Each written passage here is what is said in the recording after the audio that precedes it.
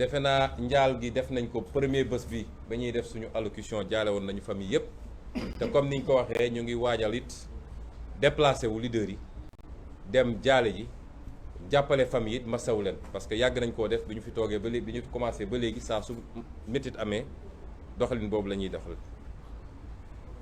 Le résumé en français c'est de dire simplement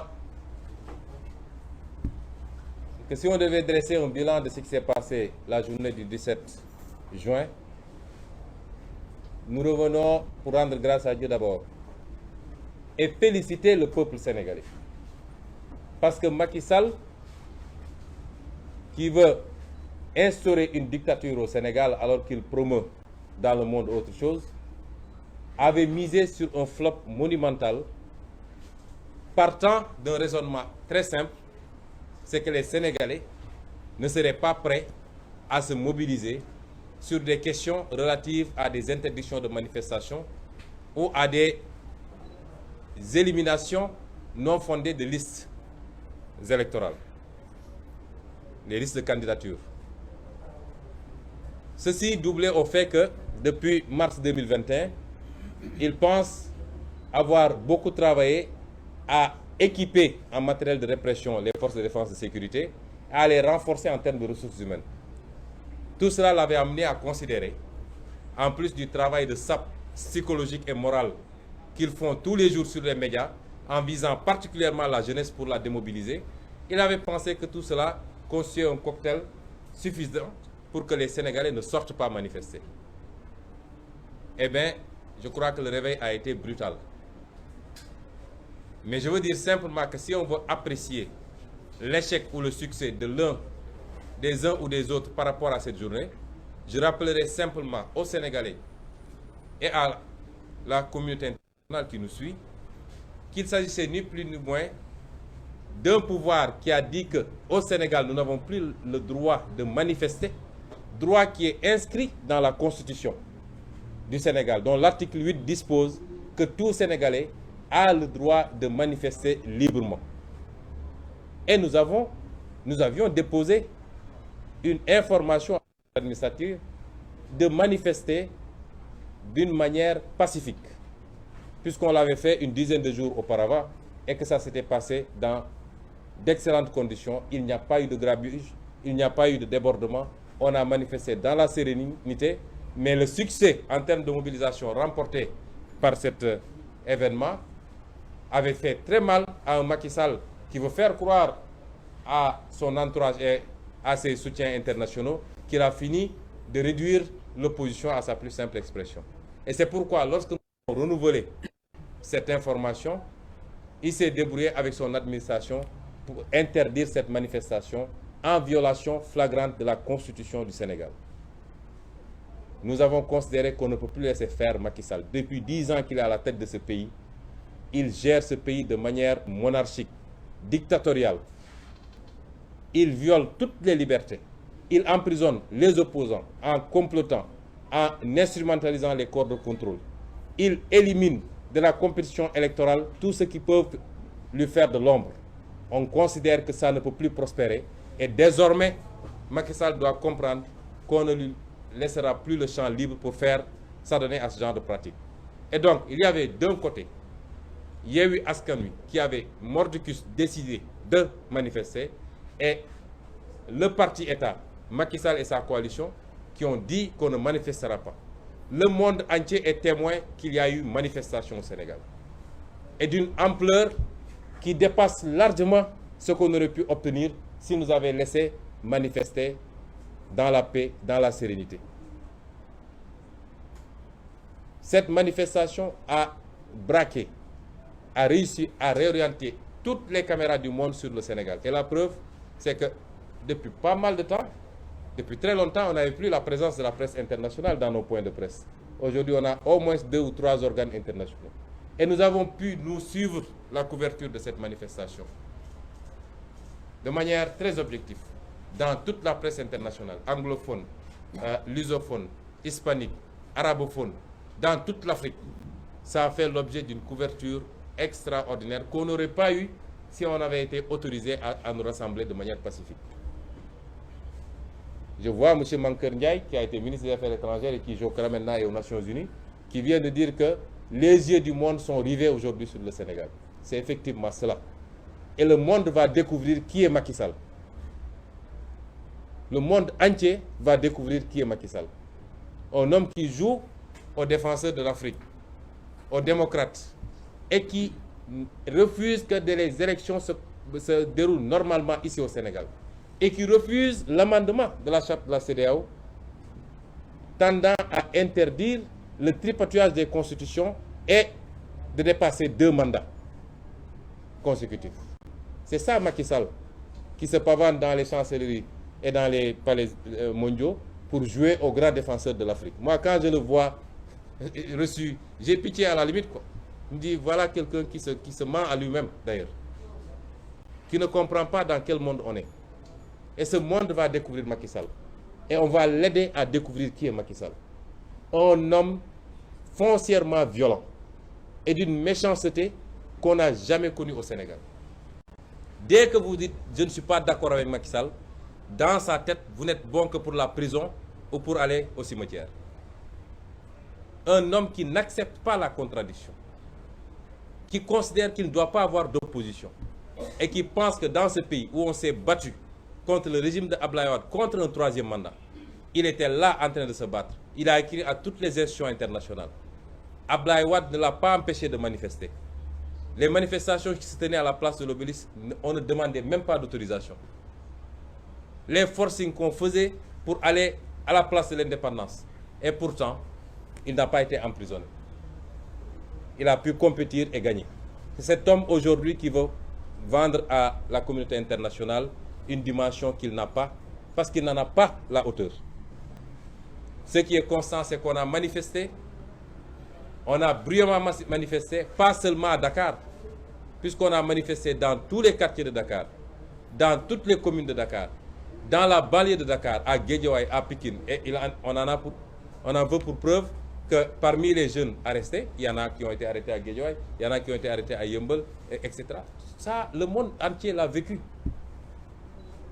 Et si on devait faire un bilan, nous dirons que nous avons largement obtenu gain de cause. Et si Macky Sall et son ministre de l'Intérieur étaient logiques avec eux, ils devaient venir nous arrêter, nous, qui avons appelé à manifester. Parce que ce qu'on reproche à Déthié Fall, c'est un délit qui n'existe pas. Incitation à participer à une manifestation interdite. Incitation. Mais nous tous, on était ici dans cette salle à appeler les Sénégalais à sortir manifester. Donc ils doivent venir nous arrêter. Qu'est-ce qu'ils attendent? Là, les seules fausses notes, c'est l'arrestation de manifestants et de leaders. Je dis les seules fausses notes. La première fausse note, c'est l'arrestation de manifestants et de leaders. Peut-être que l'arrestation des leaders aurait pu partiellement être évitée, parce que moi, vers 15 h, j'ai compris que Macky Sall, de là où il était, a bien lu la situation et a compris qu'il venait d'essuyer encore une énième défaite. Et qu'il allait méchamment et bêtement essayer de se venger et de se rattraper en arrêtant des leaders. Et la plus grande fausse note maintenant, c'est les pertes en vies humaines, qui relèvent des actions gratuites de Macky Sall qu'on ne peut qualifier que d'assassinat. Et il n'en est pas à son coup d'essai. C'est des assassinats. Et c'est pourquoi je ne suis pas d'accord avec le doyen Adipsi. Tôt ou tard, il faut faire la lumière sur toutes ces questions-là. Et les responsables, tous les responsables identifiés, aujourd'hui, il a sa justice qui passe tout son temps à pérorer avec un procureur et un truc. Il a sa justice politique qui valide les forfaitures. Mais cela va finir. Et nous attirons l'attention de tout le monde. Magistrats, hauts fonctionnaires, vous pouvez faire ce que vous voulez, mais tôt ou tard, vous rendrez des comptes. Parce que tout ce qui se passe relève de votre responsabilité. Vous êtes complice des assassinats de Macky Sall, parce que c'est les décisions que vous prenez, injustement et en violation des lois et de la Constitution, qui entraînent tout ce qui se passe actuellement. Et vous le faites, après vous êtes tranquillement dans vos villas et vos palais, vous pensez que ça va se passer comme ça. Ce n'est pas possible. Et donc nous présentons une fois de plus nos condoléances, nous avions déjà fait, mais nous exigeons la libération des otages politiques. nous l'exigeons le plus immédiatement possible de Macky Sall et de son régime. Parce qu'il ne faut pas franchir la ligne rouge. Il n'y a pas pire que l'injustice. Celui qui subit l'injustice et qui continue de la subir réagira à un moment ou à un autre. Et en ce moment, tous ceux qui sont responsables de près ou de loin de cette injustice devront subir les contre-coups de ce qu'ils ont fait subir aux autres. C'est ça. Et on ne voudrait pas en arriver à cela dans ce pays. Que les gens reviennent à la raison. Ce n'est pas parce que tu gères l'État que tu dois tout se permettre. Mais indépendamment de ça, nous allons continuer notre plan d'action. Et ce qu'on va faire, c'est que le 29 juin à venir, nous allons organiser une grande manifestation, qu'elle soit autorisée ou pas. Le terme autorisé est impropre, qu'elle soit interdite ou pas, parce qu'en matière de manifestation, l'interdiction, c'est l'exception. Le principe, c'est l'autorisation. La loi est très claire, que ce soit l'article 8 de la Constitution ou la loi de 1978. Le préfet ne peut interdire qu'à titre exceptionnel et il doit le justifier par deux conditions cumulatives. Un, qu'il y a menace à l'ordre public. Deux, je n'ai pas suffisamment de ressources policières pour encadrer. Et ce n'était pas le cas dans la motivation du préfet la dernière fois. Et c'est pourquoi la Cour suprême, moi je l'avais dit ici, je ne crois pas à ces juridictions-là. Comment pouvez-vous comprendre? Même le procureur, auprès de la Cour suprême, dans sa plaidoirie, il a considéré que l'arrêté du préfet est illégal. Même le procureur, c'est-à-dire l'État. Le procureur a considéré que l'arrêté est illégal. Demandez à Maître Bamba Cissé qui était là-bas pour nous représenter. Et le juge, lui, sur aucune base, valide l'arrêté. Parce qu'il a probablement reçu l'instruction pour le faire. Et c'est ça le Sénégal. Et s'il avait pris la bonne décision, il n'y aurait pas eu trois personnes décédées. Et c'est un juge qui est là, qui fait ce qu'il veut. Et après on dit, voilà, comment on appelle ça? Respect de l'institution judiciaire. S'il avait pris la décision qui se devait ce jour-là, il n'y aurait pas eu trois personnes lâchement assassinées. Alors, le 29, avec ou sans autorisation, nous allons organiser notre manifestation sur le territoire national. Ça, c'est la première information. Et si Macky Sall veut empêcher cette affaire, je le dis ici et je lui adresse directement le message, qu'il soit prêt à nous arrêter ou à nous liquider. Parce qu'il n'a pas d'autre choix. Le 29, personnellement, je ne serai pas confiné dans ma maison. Je manifesterai. Et qu'il soit prêt, soit à m'arrêter, soit à me liquider. Je le dis devant le monde entier. Et ce que je dis est valable pour tous les leaders ici présents. Ensuite, ça c'est pour la date du 29. Pour le reste, si sa justice inféodée, moi je ne fais plus de distinction. Parce qu'avant, on essayait d'embellir pour dire oui, il y en a qui sont ceci, etc. Mais s'il y a des juges, des magistrats qui ne sont pas d'accord avec ce qui se passe actuellement dans la justice, ils n'ont qu'à sortir pour le dire. Parce qu'il faut, à un moment donné, prendre son courage à deux mains et être patriote. Mais tout le monde se tait. Et si vous rencontrez les gens dans les couloirs, ils vous disent ce qui se passe, ce n'est pas normal. Donc c'est la justice qui pose problème dans ce pays. Et s'ils instrumentalisent une fois de plus cette justice pour penser pouvoir emprisonner des gens sur des détails farfelus, nous, l'appel qu'on donne, c'est que tous les jours et de manière spontanée, et je parle particulièrement aux jeunes, n'attendez même pas le mot d'ordre. De manière spontanée, à tout moment, organisez-vous, quartier par quartier, commune par commune, département par département, pour organiser la résistance à Macky Sall. On n'a même pas besoin de demander une permission. Ça, c'est le 29 et on verra. Et à cette jeunesse, puisqu'elle semble être au centre de toutes les préoccupations subitement, tout le monde sort pour adresser un message à cette jeunesse. Et il semble que nous utilisons la jeunesse comme de la chair à canon ou on l'oriente vers autre chose. Moi, je dirais à cette jeunesse, nous n'avons pas de relation d'intérêt entre nous et vous. nous ne vous avons rien donné ni rien promis. Au contraire, c'est vous-même qui vous cotisez quelquefois pour nous permettre de faire des activités. La relation que nous avons est une relation de confiance bâtie autour d'un projet pour le Sénégal et pour l'Afrique. Et nous savions tous, en entamant ce projet, qu'il nécessiterait beaucoup de sacrifices. Il n'y a jamais eu de projet de ce genre qui ait pu aboutir sans qu'il y ait des sacrifices. Nous ne pouvons pas être irresponsables. Et il ne faut pas qu'on nous traite comme des irresponsables.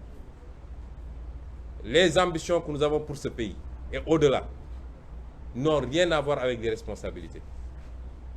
Vous savez, même quand on rapporte ça sur le plan religieux, et le prophète était plus religieux que nous tous. Pourtant, il a monté des armées, il a fait des guerres et des gens sont morts. Parce qu'il était convaincu de détenir la vérité quand il le faisait. Qu'on arrête de nous dire certaines choses. Le jour où on sera convaincu de ne plus être dans le vrai, nous arrêterons tout de suite. Mais ce que je veux dire à cette jeunesse, que personne ne vous dévie de votre combat. C'est notre génération, parce que je me considère moi comme jeune. Je ne suis pas de toute première jeunesse, mais je ne suis pas un vieillard. C'est notre combat, c'est notre génération qui doit assumer sa responsabilité. Et prendre ce pays, le rendre aux Sénégalais et reprendre notre souveraineté nationale et notre destin. C'est ça la bataille. Ce n'est pas des questions d'avantages personnels. Et que personne ne vous dévie de cet objectif. Personne. Nous respectons tout le monde. Et il ne faut pas qu'on nous fasse croire que dans ce qui se passe au Sénégal, tout le monde est responsable. Il n'y a qu'un seul responsable. C'est celui qui utilise tous les moyens d'État pour taper sur les gens, pour emprisonner, pour écarter les candidatures. Il est le seul responsable.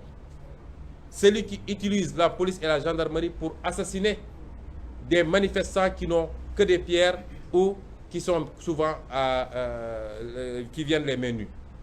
C'est celui-là qu'il faut considérer comme le seul responsable. Et celui-là même vient de reconnaître qu'entre l'Ukraine et la Russie, il y a un agresseur et un agressé. Dans tout conflit, il y a un agresseur et un agressé. C'est ça la vérité. Et tout le Sénégal sait qui est l'agresseur. Tout le monde le sait. Maintenant, qu'on ait le courage de le dire ou de ne pas le dire. Et c'est pourquoi nous maintenons notre combat. Nous n'y changerons absolument rien. Et nous maintenons notre mot d'ordre vis-à-vis de tous les Sénégalais, vis-à-vis de particulièrement la jeunesse, la diaspora, les intellectuels, les chauffeurs de taxi, les chauffeurs de transport, les agriculteurs, les marailleurs, les étudiants, tout le monde. Et même les journalistes. Parce qu'il y en a qui jettent des cailloux de temps en temps, j'en ai vu. Et nous voulons également, et j'en terminerai, redonner la parole au peuple, ou donner la parole au peuple. Parce que ce qui se passe doit avoir un arbitre, et l'arbitre c'est le peuple sénégalais. Puisque nous tous, nous nous adressons au peuple. Si nous devons aller aux élections, c'est le peuple qui doit trancher. Donc quand il y a un conflit, le peuple doit trancher. Tout le monde ne peut pas aller à des manifestations, nous en convenons, pour des raisons variées. Mais tout le monde peut participer et exprimer son mécontentement. Et c'est pourquoi nous voulons demander à ce peuple, nous voulons proposer à ce peuple un autre moyen de lutte pour s'exprimer et envoyer un message à Macky Sall.